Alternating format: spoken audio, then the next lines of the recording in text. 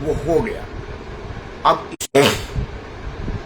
अब इससे ज्यादा मानव क्षति बर्दाश्त नहीं किया जाना चाहिए, नहीं हो रहा है। खैर, आज मेरा मुद्दा यह नहीं है मित्रों। युद्ध देखना किसी को अच्छा नहीं लगता और ना ही युद्ध को देख करके खुश होना चाहिए, कोई भी नहीं खुश हो सकता। लेकिन कई चीजें विचार के योग होती है, कई चीजें होती है ना कि आप उस पर विचार शुरू कर देते हैं कि ऐसा होता तो यह होता, यह न होता तो यह होता, जैसे कुछ नहीं होती है, कुछ अंदाज लगाया जाता है। ईरान और इजराइल में भयंकर भीषण युद्ध हो रहा है। ईरान के पहले इजराइल फलस्तीन से लड़ रहा था, गाजा को पूरा का पूरा बर्बाद कर दिया। अब ईरान पर पड़ा हुआ है। ईरान का पलटवार से इजराइल को भी बहुत भारी क्षति हुई है।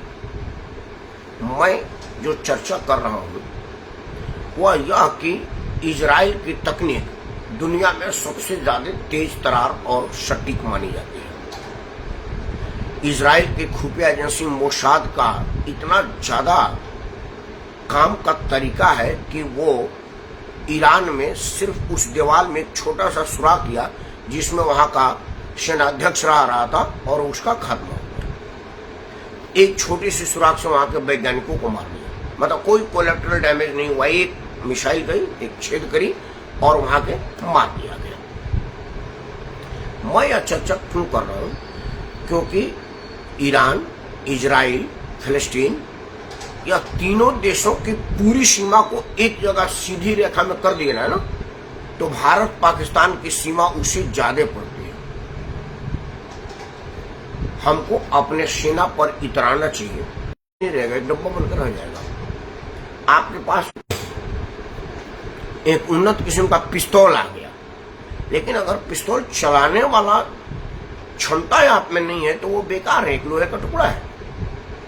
हमारे भारत के वैज्ञानिक ने उन सब चीजों में खुद का इजाद किया और स्वयं में भी कुछ चीजें अपग्रेड की। उसका एक छोटा सा उदाहरण आपको दे रहा हूं।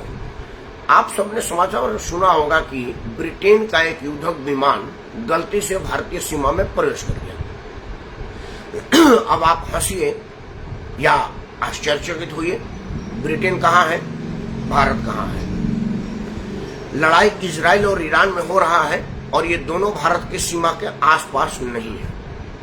अगर ब्रिटेन का विमान इजराइल के मदद के लिए इजराइल जा रहा था तो भारत कैसे आया?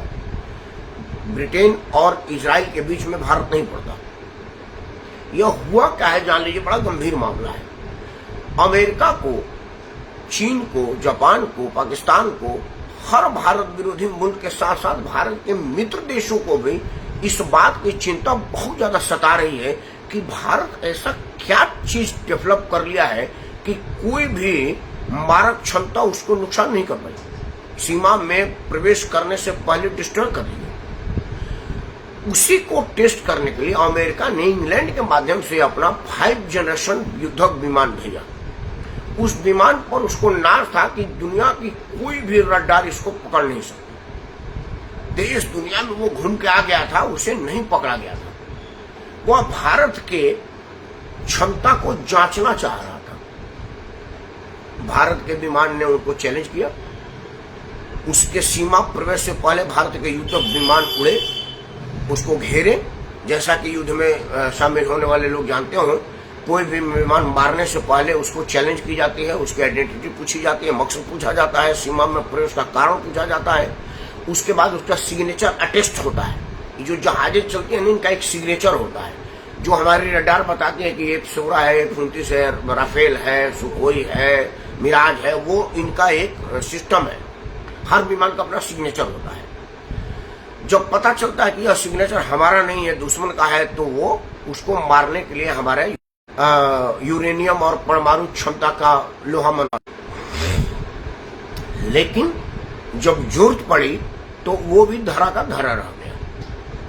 आज हमें गर्व है अपने भारत के वैज्ञानिकों पर, युद्ध में शामिल होने वाले साइंटिस्टों पर और सेना पर, जिसने हमको ऐसी तकनीक विकसित करके दी है जो दुनिया के किसी भी मारक क्षमता को हमारे सीमा में प्रवेश करने से पहले ही मार दिया। सिग्नल में कुछ समस्या है। हाँ, वो नेटवर्क में परेशानी है। असल में क्या है कि कभी कभी हो जाता है, तकनीक विशेषज्ञ है, लेकिन आप सबों का आशीर्वाद होता है तो वो चलता रहता है। तो उसमें क्या है कि हमारे जो वैज्ञानिक हैं उन पर हमारे भारत सरकार ने खर्चा किया है। हमको सरकार को ही श्रेय देना पड़ेगा। हमको साइंटिस्टों को मदद करने वाली संस्था को भी श्रेय देना पड़ेगा। आपको याद होगा जब कारगिल युद्ध हुआ था, उस वक्त हमने सर्विलांस कैमरा मांगा था भारत से, जो सर्विलांस सैटेलाइट होती है, अमेरिका से। अमेरिका ने देने से मना कर दिया था। अब्दुल कलाम साहब ने कहा था कि कोई जरूरत नहीं है, अब तो ये खत्म हो गया है, लेकिन हम बहुत जल्द अपना सर्विलांस सैटेलाइट लगाएंगे जिसे दुनिया मांग करेगी। आपको पता होना चाहिए कि सर्विलांस सैटेलाइट जो भारत के पास है वो किसी और के पास नहीं है उस क्षमता का। आज भारत से विदेश के मिसाइल वो प्रक्षेपण जो है सैटेलाइट लॉन्च किए जा रहे हैं।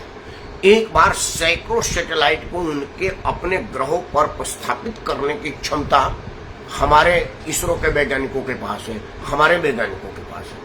आज हमारा मिसाइल का हम कमर्शियल इस्तेमाल कर रहे हैं। हम अपनी स्पेस मिसाइलों का अटैक युद्ध जैसा ही, लेकिन उसमें भारत ने अपने क्षमता को विकसित किया और एक भी गिरने नहीं दिया। तो बकवास करने से पहले अपने वैज्ञानिकों को आभार व्यक्त करिए और इतराइए कि आप भारत में है, भारत के वैज्ञानिकों के पनाह में है और उनके तकनीक क्षमता के साए में है। आज मेरा तकनीक कुछ परेशान कर रहा है, इसलिए आज के लिए इतना ही। ईश्वर से प्रार्थना करते हैं कि भारत के हर भूमि भाग में कहीं भी कोई नुकसान ना हो और पूरे धरातल पर, पूरे दुनिया में जो भी देश युद्ध लड़ रहे हैं वो सब युद्ध बंद करें, क्योंकि बुद्ध के देश से युद्ध का संदेश जा ही नहीं सकता है। इन्हें सब साथ मैं राकेश कुमार आप सबको साथ उपलब्ध करता हूँ। जय हिंद, वंदे मातरम और भारत माता की जय।